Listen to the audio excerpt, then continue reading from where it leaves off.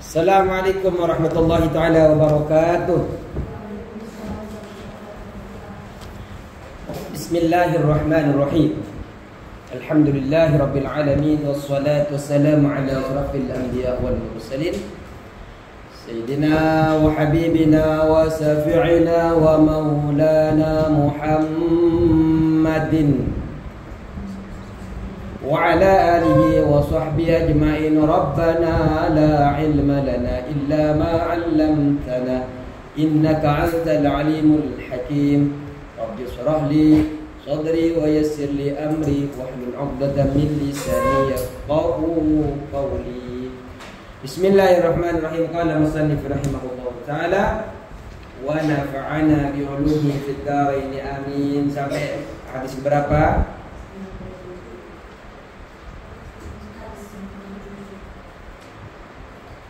97.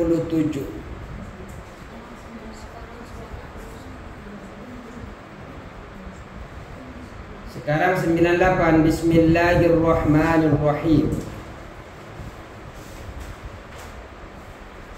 Wa an Abi Hurairah radhiyallahu anhu. Ini ya. Wa an Abi Hurairah, dan dari Abi Hurairah.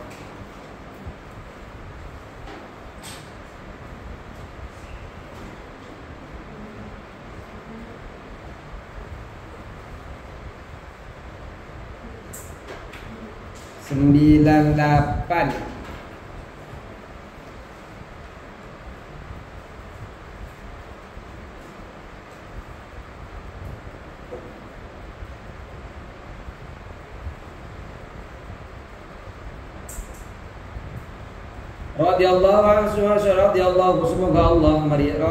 Semoga Allah meridainya.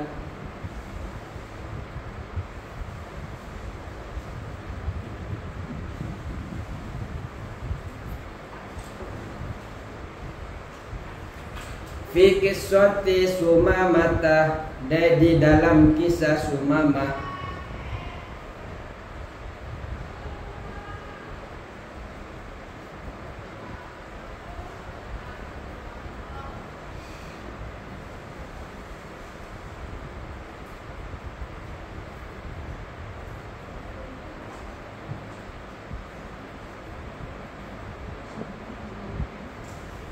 Sumamah ibni Usalin, putranya Usal.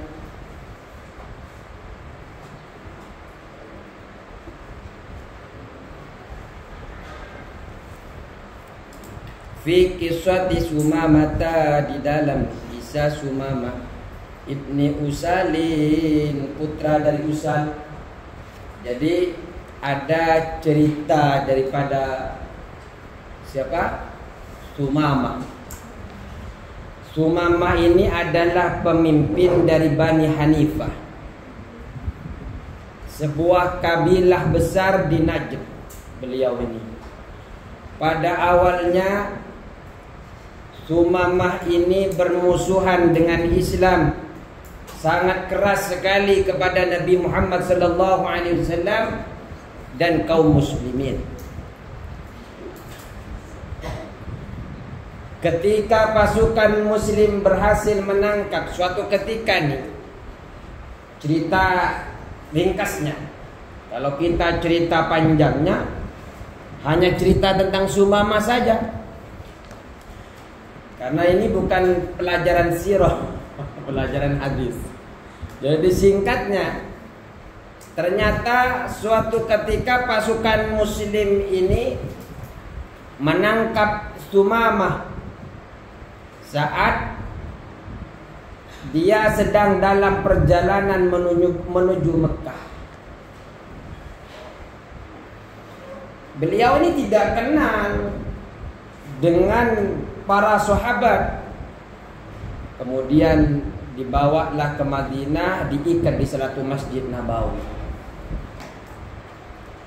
Ketika Rasulullah SAW melihat Sumamah ini, Rasulullah bertanya kepada para sahabat, atadruna man akhadtum? Tahukah kalian siapa yang telah kalian tangkap? Para sahabat menjawab, no ya sahabat, tidak. No, I don't know. Kemudian Rasulullah menjawab, hadza Sumamah ibnu Azalin sayyidu ahli Yamamah. Ini adalah Sumamah ibnu Uzal, pemimpin penduduk Yamamah. Kemudian Nabi Muhammad SAW mendekati Sumamah dan bersabda kepada beliau dengan lembut, ya ma'inzaka ya Sumamah, bagaimana pendapatmu wahai Sumamah? Sumamah menjawab dengan tenang dan penuh wibawa. Namanya juga sebagai pemimpin daripada Ahlul Yamamah. Dengan tenang, indi khairun ya Muhammad, idza taqtul dzadami, wa in tun'im ala syakiri, wa in kunta turid al-mala fasal minhu ma syi'ta. Wahai Muhammad, jika engkau membunuhku, engkau membunuh orang yang berdarah, orang yang berharga. Jika engkau berbuat baik, engkau berbuat baik kepada orang yang tahu terima kasih. Dan jika engkau ingin harta, mintalah sebanyak yang engkau mau. Pasti golonganku, anak-anak buahku itu akan memberikan apa yang engkau minta. Kemudian Nabi SAW meninggalkannya tanpa memberi keputusan apakah Sumamah ini mau dibunuh, mau ditahan atau minta tebusan. Keesokan harinya Nabi SAW datang lagi dan mengulang pertanyaan yang sama, dan Sumamah menjawab dengan kata-kata yang sama pula. Atadur apa?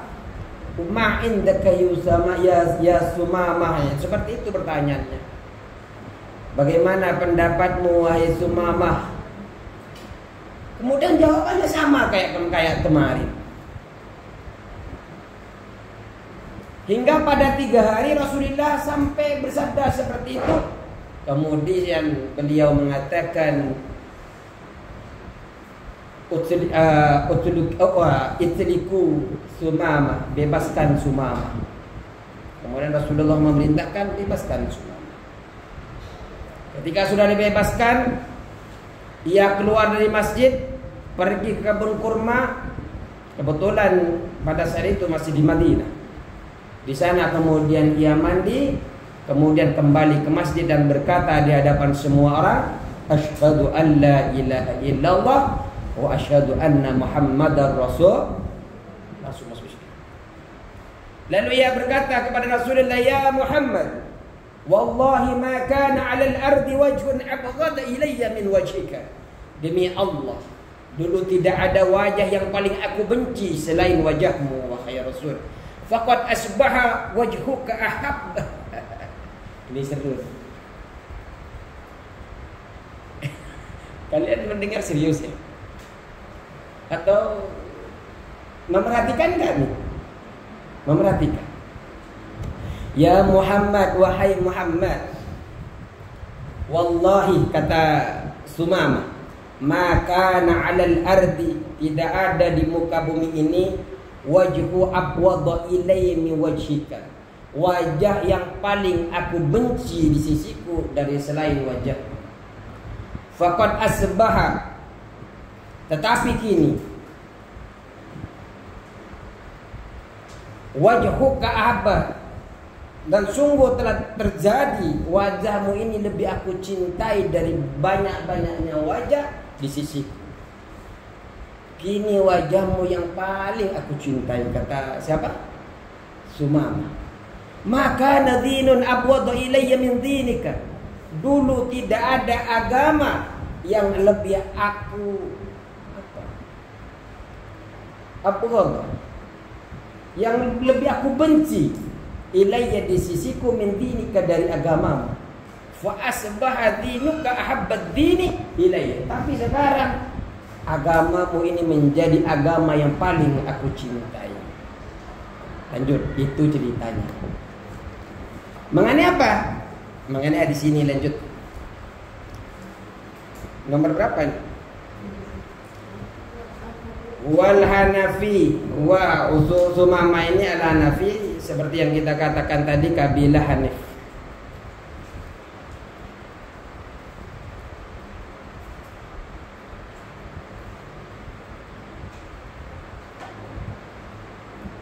Sayyidu ahli Yamama, pemimpin penduduk Yamama.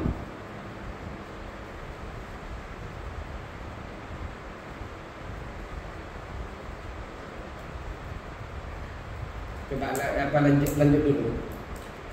Lanjut yang di atas. Fi kisah Sumamah bin Usalin, di dalam kisah Sumamah bin Usal. Indama, ketika aslamah masuk Islam. Indama, ketika aslamah masuk Islam. Siapa Sumamah?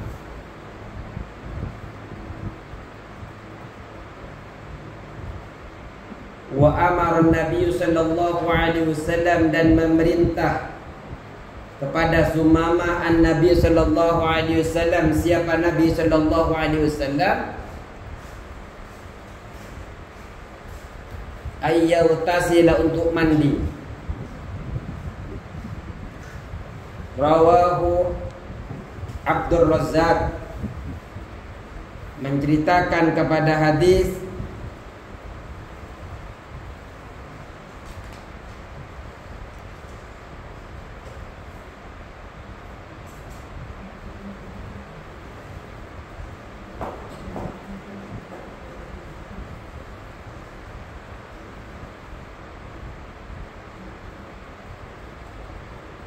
Abdur Razzaq. Siapa Abdur Razzaq? Waslu, dan adapun asalnya hadis muttafaqun alaih, yaitu diriwayatkan oleh Bukhari dan Muslim.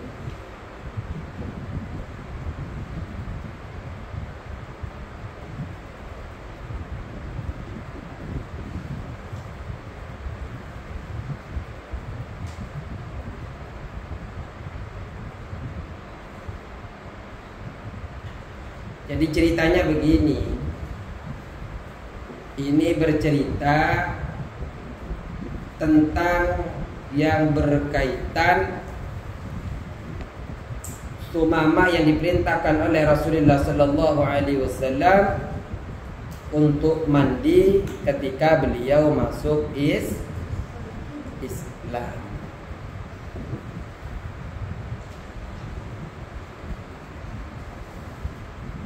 Jadi kalau masuk Islam berbeda-beda pendapat orang. Kalau di dalam Imam Ahmad, coba kita lihat di dalam Imam Ahmad. Wa madhabu Ahmadah, adapun pendapat Imam Ahmad, lanjutan nomor 2 bawah.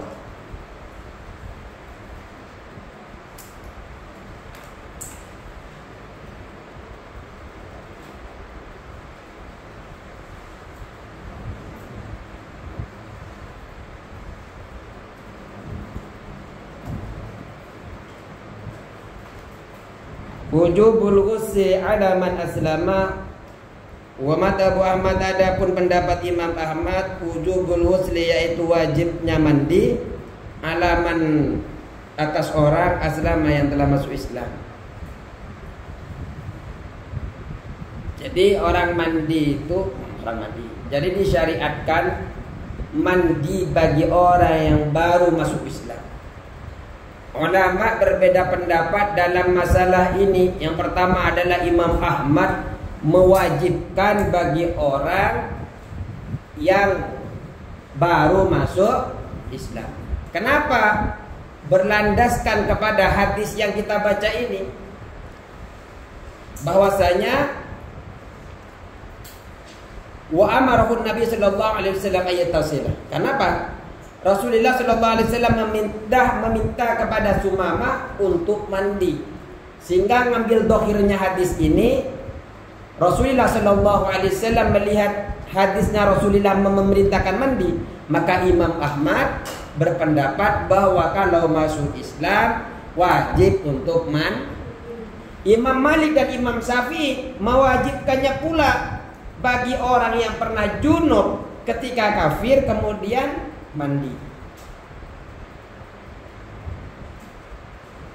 Dia mandi atau belum ketika junub? Makanya kalau di dalam mazhab Syafi'i dan mazhab siapa? Malik, wajibnya mandi itu ketika dia pernah junub, pernah terkena hadas besar. Kemudian ya kalau sudah nikah ya pasti kena hadas besar, makanya wajib. Kalau mazhab Syafi'i, mazhab Imam Malik. Tapi kalau dia baru balik, belum pernah junub, ya sunnah, enggak wajib.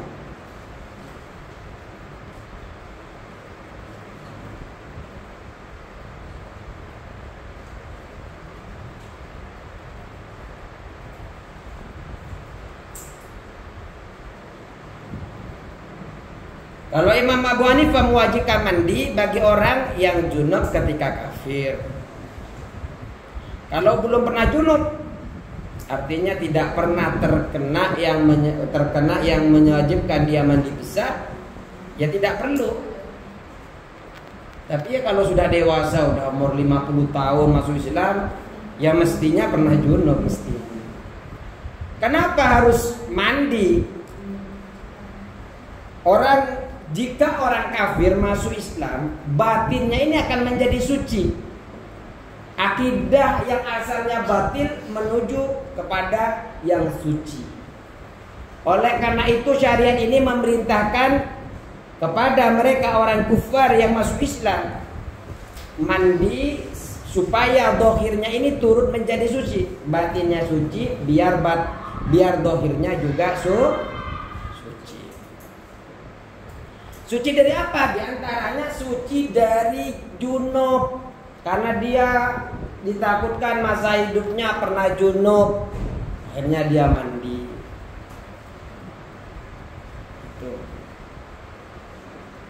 Jadi kalau sudah mandi, dohirnya sudah suci sebab dia mandi besar, batinnya dia suci sebab akidahnya sudah percaya kepada Allah sebagai Tuhannya dan kepada Nabi Muhammad sebagai utusan daripada Allah Subhanahu wa an Abi Sa'id al-Khudri wa an Abi Sa'id dan dari Abi Sa'id wa an Abi Sa'id al-Khudri dan dari Sa'id al-Khudri radhiyallahu ta'ala, semoga Allah meridainya.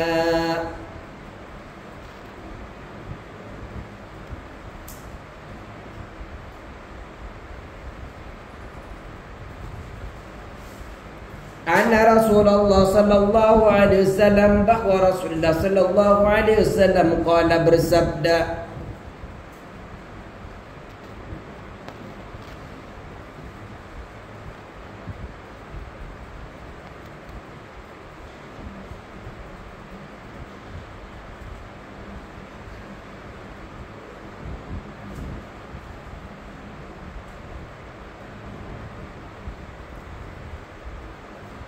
qala Rasulullah, qala bersabda Rasul, ghuslu yaumil jum'ati, adapun mandi di hari Jumat, wajibun, yaitu wajib.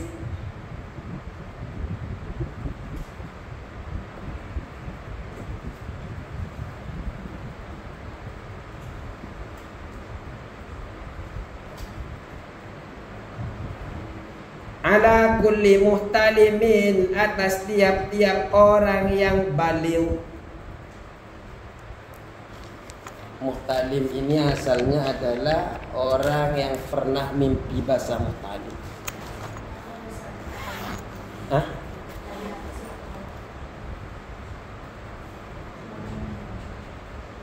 Ala kulli muhtalimin, atas orang yang baliw.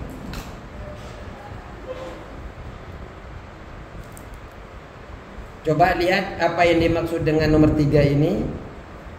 Ai balighun, yaitu orang yang baliw. Jadi yang disebut ala kulli mutalimin ini orang-orang yang mimpi basah. Jadi orang yang mimpi basah, orang yang baligh. Kalau kita hanya melihat perkataannya, tidak pernah belajar hadis, kalau hanya mengartikan per teks, makanya kita itu harus ada gurunya ya belajar hadis itu.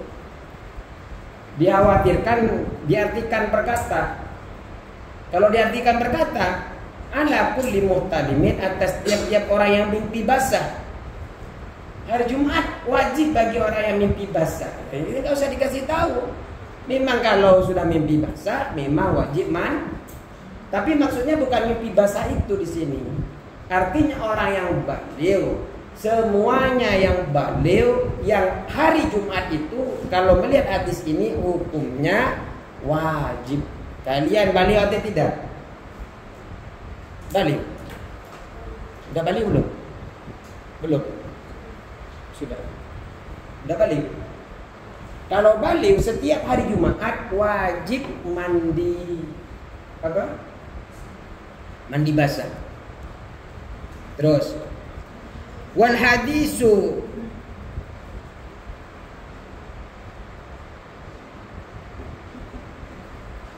mahmulun. Jadi sebenarnya hadis ini nanti ini hadis menjadi hadis yang dimansu nanti. Yang memansu ini hadis setelahnya. Siapa, ada tamu?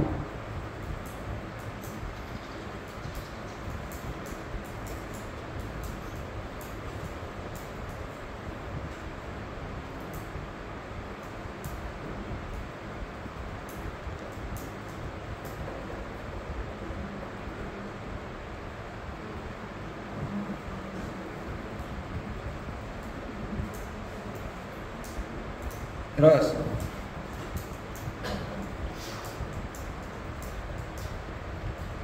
wa hadisun mahmulun, dan adapun hadis ini mahmulun yaitu mahmul.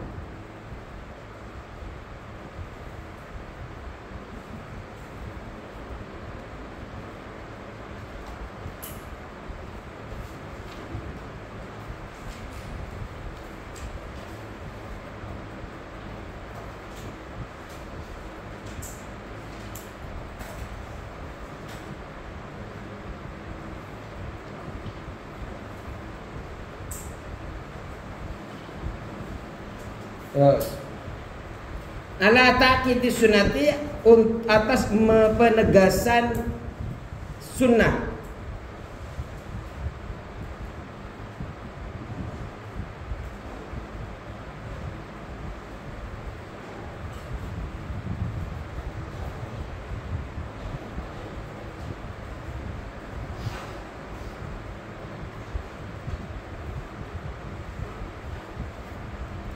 Wal hadisu, adapun hadis ini mahmulun yaitu yang dipahami atau yang ditafsirkan ala ta'kidi sunnati, atas penegasan, atas penguatan sunnah.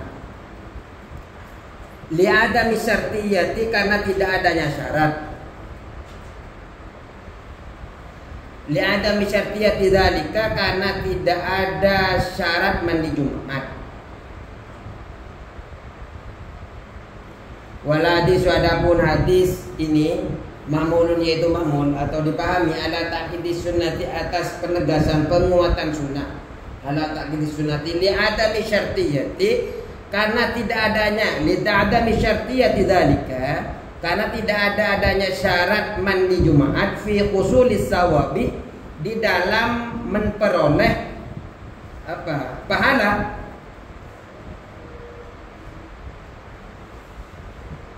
Fi riwayatil ukhra, di dalam riwayat-riwayat yang lain. Jadi hadis ini hanya sebagai penegas kesunahannya, karena hadis ini akan dimansu nanti, termasuk hadis yang akan dihapus oleh hadis berikutnya. Ya, kalau seumpamanya pemahamannya adalah semua orang baligh itu wajib mandi besar, maka kalian juga wajib mandi besar. Kalau mengutip kepada hadis ini, makanya hadis ini akan dimansuh oleh hadis-hadis berikutnya, akan dihapus. Makanya di dalam Al-Quran dan dalam hadis itu ada istilah nasah dan mansukh. Pernah belajar? Kalian mestinya belajar kan, ada kajian ulumul Quran itu, mustalah fi ulumil Quran, ada nasih dan nasah. Ma nansa min ayatin aw nunsiha na'ti bi khairin minha aw misliha. Alam ta'lam anna Allah ala kulli syai'in qadir. Alam ta'lam anna Allah lahu mulku samawati wal ardh wa ma lakum min dunillahi min waliyyin wa la nasir. Benar enggak saya baca itu ya? Soalnya sepintas saja lewat tadi di pikiran. Ahrajau mengeluarkan terhadap hadis as-sab'atu, imam yang 7. Ayo loh, siapa aja yang imam 7 itu? Imam Ahmad, Imam Bukhari, Imam Muslim, Abu Daud, At-Tirmidzi, An-Nasa'i, Ibnu.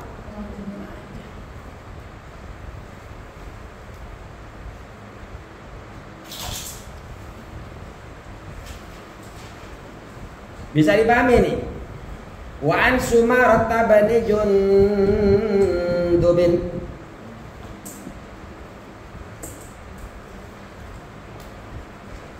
Jadi kalau ini wajib mandi pada hari Jumat berdasarkan keterangan hadis ini, semua hukum wajib bagi semua orang baligh. Tapi ini akan dimansuh, akan dihapus, diganti hukumnya oleh hadis berikutnya.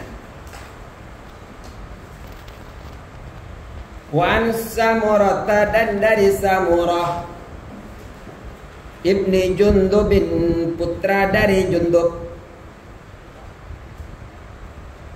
Makanya sebenarnya mandi di hari Jumat ini sangat dianjurkan oleh Rasulullah sallallahu alaihi wasallam. Ini hukumnya sunnah muakkad. Sunnah muakkad.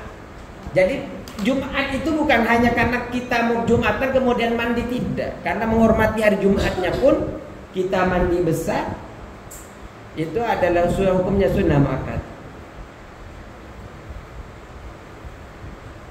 Pada permulaan Islam itu, pada awal-awal Islam, mandi Jumat ini hukumnya wajib. Makanya ketika ditanya Ibnu Abbas di dalam kitab Nasuhul Ibad, ditanya hari apa yang terbaik, dijawab oleh beliau Ibnu Abbas, hari terbaik adalah hari Jumat. Dan hari Jumat ini hanya diberikan keutamaan itu kepada umat Islam, sehingga kita patutlah memuliakan hari itu. Jadi permulaan Islam ini, awal-awalnya mandi Jumat ini adalah hukumnya wajib. Kenapa? Kehidupan para sahabat ketika itu amat susah, amat sukar. Dan mereka itu pada saat itu sering memakai baju yang terbuat dari bulu kambing. Kenapa? Karena ketika pakai itu biasanya di tubuh mereka ini kurang enak baunya. Karena dari bulu kambing kan, kalau nggak mandi jadi kurang bagus baunya, sehingga diwajibkan setiap Jumat Rasulullah sallallahu alaihi wasallam memerintahkan untuk mandi.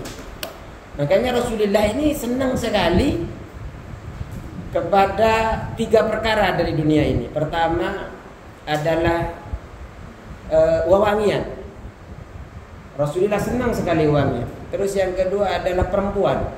Tapi maksudnya perempuan di sini adalah wanita yang dinikahi dengan secara halal. Rasulullah senang sekali. Kemudian yang ketiga adalah menyedapkan matanya di dalam sholat. Makanya Rasulullah ini kalau dalam keadaan capek, kapan waktunya sholat? Wahai Bilal, cepat Bilal, saya ingin istirahat. Karena istirahatnya Rasulullah di dalam sholat. Kalau kalian kalau disuruh sholat malah tambah capek. Kalau Rasulullah ketika capek perginya untuk melaksanakan Sholat, karena setelah sholat seger Rasulullah. Kalau kalian setelah sholat tambah ngantuk. Enggak, bukan kalian, saya. Kalau saya yakin anak-anak kelas 12 tidak sudah mempelajari sifat-sifat Rasulullah, ya kemudian ketika sholat langsung tidak ngantuk. Ini udah sholat belum? Jam berapa sholatnya? Berarti kalau kalian biar nggak ngantuk, kalau ngikutin Rasulullah harus sholat lagi. Maksudnya nanti maghribnya sholat. Sudah habis.